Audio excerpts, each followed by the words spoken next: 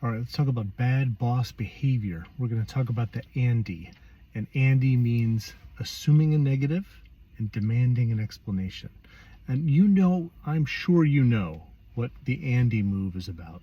This happens when your boss hears something or thinks something about you, assumes it's true and it's negative, and calls you in or sends you a note and demands that you explain yourself.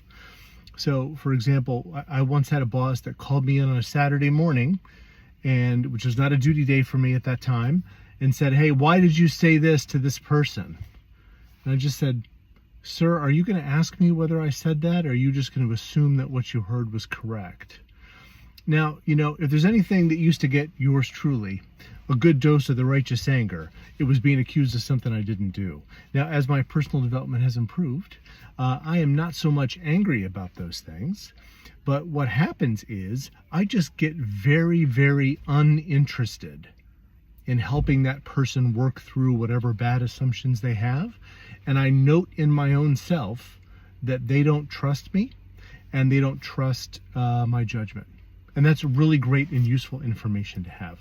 So when you hear somebody give you the ANDE, they assume something negative about you and demand that you explain yourself, do it this way. Give it a nice long pause and say, "Are you going to ask me if that's what I did, or that's what I said, or that's what I think? Or are you just going to assume that and then make me explain something that you have thought of before talking to me?" Because that makes it seem like you don't trust me or have much respect for my judgment. And that makes it really hard for us to have a positive interaction or a positive relationship here. And just sort of let that sit. And you might be surprised how effective that can be. And that is your best solution for bad boss behavior, the ANDE.